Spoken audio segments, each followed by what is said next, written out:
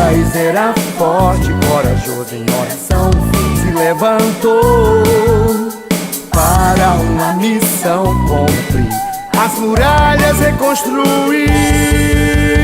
Vamos reconstruir as muralhas de Jerusalém. Vamos reconstruir as muralhas de Jerusalém. Tijolo por tijolo, ninguém vai impedir e nem desanimar, pois a alegria de Deus nos fortalecerá. Tijolo por tijolo, ninguém vai impedir e nem desanimar, pois a alegria de Deus nos fortalecerá. Nos fortalecerá. O tema deste culto infantil foi: estamos envolvidos em uma grande obra.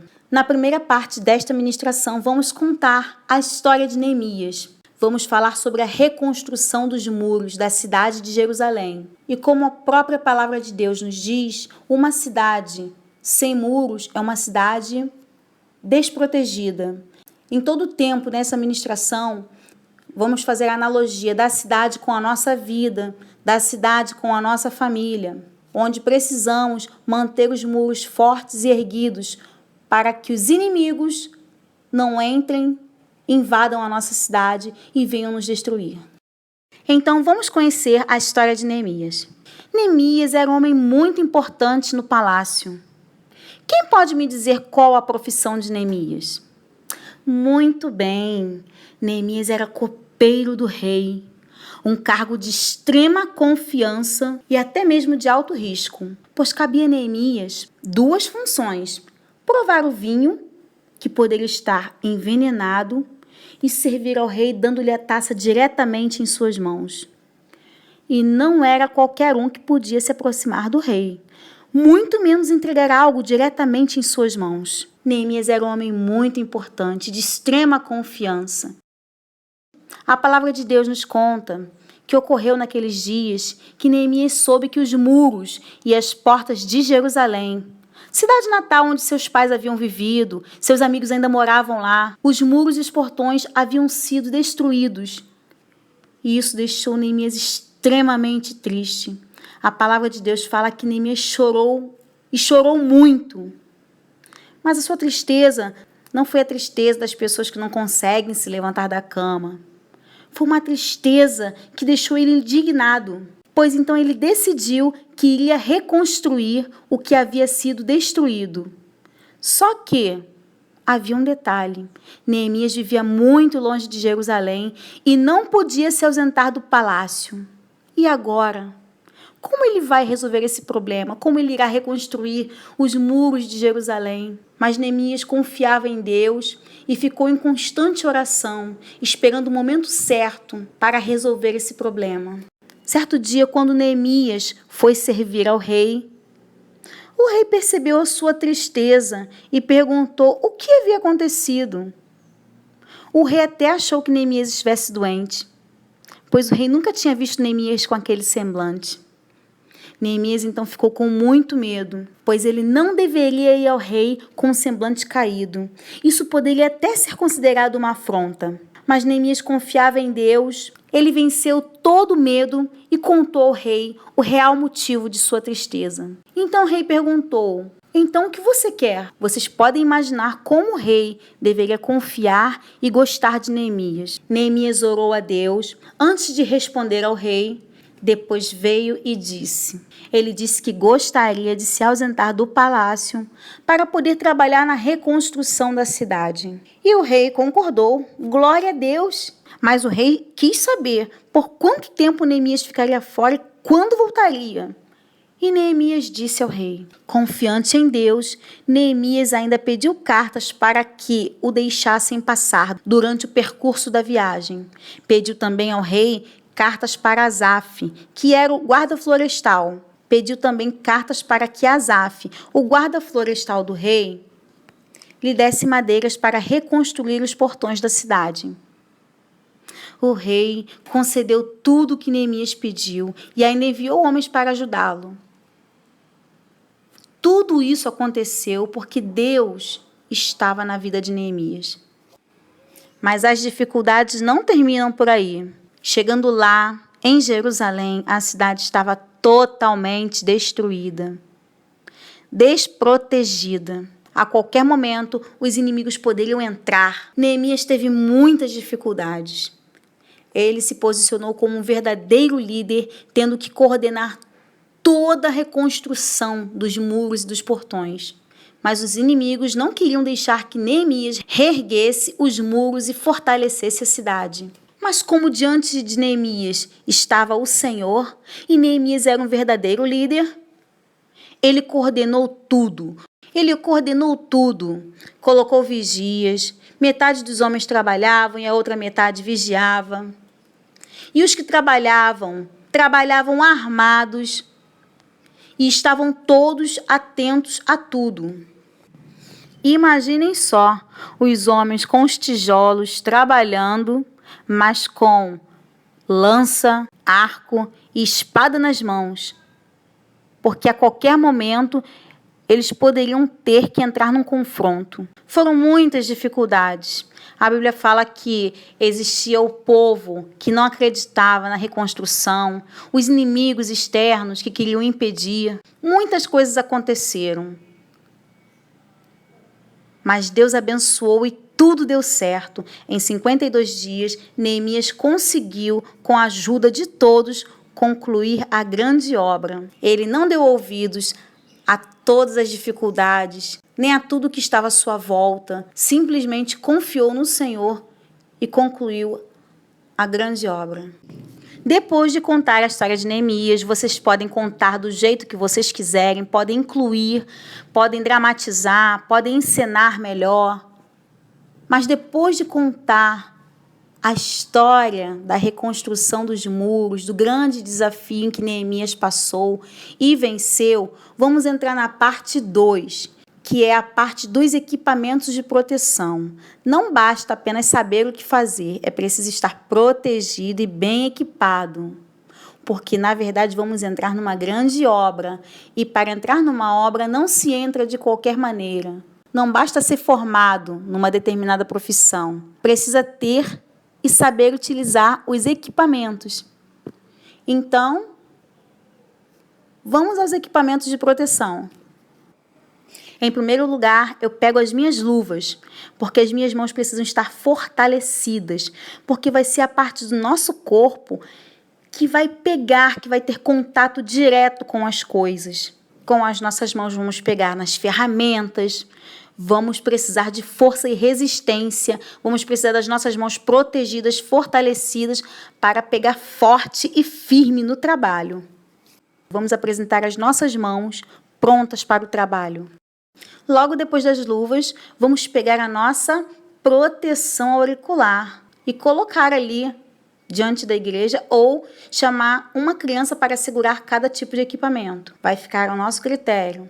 Vamos precisar de um protetor para os ouvidos, para ouvir somente a voz de Deus e não as palavras de desânimo. Depois das luvas, vamos proteger os nossos ouvidos das palavras contrárias, de desânimo, das mentiras que as pessoas vão vir contar, das contendas e tantas outras coisas que as pessoas usadas por Satanás vêm nos falar, simplesmente para nos fazer desanimar e desistir. Precisamos dar ouvido somente às palavras de Deus. Se Ele te mandou ir, se Ele já te ensinou e te instruiu, não olhe para trás, não dê ouvidos, siga em frente. Nosso próximo equipamento é a proteção para os olhos. Não se esqueça dos seus óculos, porque uma das primeiras coisas que Satanás tentará é te cegar, ferir a sua visão. E como poderemos erguer muros se estivermos cegos? Como trabalharemos? Como prosseguiremos sem visão? Então ponha seus óculos espirituais e enxergue somente aquilo que Deus está te mostrando. Olhe somente para o alvo que é Cristo Jesus. Não se esqueça de pegar o seu colete, que é o nosso próximo equipamento. O colete significa direcionamento, envolvimento, proteção do Espírito Santo. Por exemplo, Quando assinamos um contrato em uma empresa, quando somos novos numa empresa, logo recebemos uma identificação para que as pessoas saibam que fazemos parte da equipe. Vamos vestir a nossa camisa, pegar o nosso colete de sinalização, pois até no escuro todos saberão que estamos envolvidos, comprometidos com a obra do Senhor. No mundo não podemos viver no anonimato. Todos precisam saber e ver o quanto somos e amamos ser comprometidos com esta grande obra. Nosso próximo equipamento é o cinto de proteção. Por quê? Nesta obra haverá momentos em que precisaremos subir em lugares altos, perigosos. No entanto, não vamos nos preocupar com o perigo. Por quê? Em primeiro lugar, porque estamos ali em obediência à voz do Senhor. E por isso estaremos guardados, protegidos, envolvidos. Porque a Bíblia diz que o Senhor enviará anjos que estarão ao nosso redor para nos guardar. Os anjos te guardarão. É como um cinto que vai envolver ao seu redor. Está lá em Salmo 34, versículo 7. E o nosso próximo equipamento é a bota. Não podemos deixar de calçar as botas, porque Deus guiará os nossos passos. Deus ele nos abençoará e seguiremos de longa distância. Precisamos estar com os nossos pés protegidos. Deus estará te abençoando por onde quer que você passar, com os pés protegidos e guardados, andando em obediência, assim como Neemias, conseguiremos caminhar por lugares difíceis, pisar em pedras e chegaremos ao nosso alvo. E o nosso último equipamento é o capacete. Precisamos do capacete para quê? Para proteger a nossa mente de todos os pensamentos, das palavras contrárias, contra toda seta. Vocês podem me dizer o porquê que a nossa mente precisa estar protegida? Para não pensar coisas que não provêm de Deus, porque todo pecado, antes de ser consumado, ele está na nossa mente, sendo planejado. Então, para que não venham pensamentos que não são do Senhor na nossa mente, precisamos estar com a nossa mente protegida. Então, coloque o seu capacete de proteção. Pronto. Agora que sabemos o que fazer e já estamos bem equipados e protegidos, precisamos apenas das ferramentas certas para começar essa grande obra. Nesta obra, vamos primeiramente deixar Deus usar as ferramentas em nós. E depois iremos utilizar as ferramentas também. Preparados? Vamos pegar as nossas ferramentas. Neste momento, eu pego a minha caixa de ferramentas, abro, deixo ela aberta, já estou equipada, vestida, preparada. As crianças estão ali segurando alguns equipamentos para me auxiliarem. E eu abro a minha caixa de ferramenta e vou retirar algumas ferramentas para mostrar para as crianças qual seria a utilidade de cada uma delas. Vamos começar pelo martelo. O martelo aqui vai simbolizar a palavra de Deus, a Bíblia. Por quê? O martelo serve para pregar, prender, fixar, bater. Precisamos ter a palavra de Deus bem firme, presa, fixa nos nossos corações e mente, para que não venhamos pecar contra Deus. Precisamos demonstrarmos Cristo em nossas vidas e viver o cristianismo a cada momento. E para isso, precisamos conhecer, ter fixa, presa, na nossa mente, no nosso coração, a palavra de Deus. O martelo, em alguns momentos, também servirá para quebrar, parecido com a marreta. E a palavra de Deus quebra os corações, aquebranta corações endurecidos pelo pecado. Agora vamos pegar a lixa do Espírito Santo. A função da lixa é tirar todas as imperfeições, deixar tudo plano, bem lisinho, para que seja agradável aos olhos de quem vê. Deus, através do seu Espírito Santo, tem nos moldado com todo amor e carinho. Às vezes pode até doer, mas no final tudo ficará perfeito, conforme a vontade do Senhor. Agora vamos pegar a pá. A pá é muito necessária para uma obra, pois é ela quem nos auxilia na retirada de entulhos, de tudo aquilo que não presta, que está sobrando, que está atrapalhando. E mais do que isso, nos auxilia a nivelar alguns lugares. Mas como é difícil trabalhar com a pá, não é mesmo? Trabalhar com a pá nos exige muito esforço físico, ou seja, é muito cansativo. A própria pá, por si só, já é pesada. Por isso, precisamos estar preparados para não parar no meio do caminho. Vamos precisar também da enxada. Sabemos que a enxada serve para capinar, limpar o terreno, e muitas das vezes o terreno do nosso coração, para plantar uma boa semente, precisa antes passar por uma limpeza. Vamos passar a enxada e tirar tudo aquilo que não provém do Senhor e deixar tudo bem limpinho para que venham as boas sementes e a terra esteja preparada e venha frutificar. Agora vamos pegar o nosso carrinho de mão. Para que serve um carrinho de mão? Pois bem, você deve estar pensando, para tirar entulhos, certo? Sim, ele tem utilidade de retirada de entulhos também, mas também tem a função de levar materiais para serem utilizados na obra.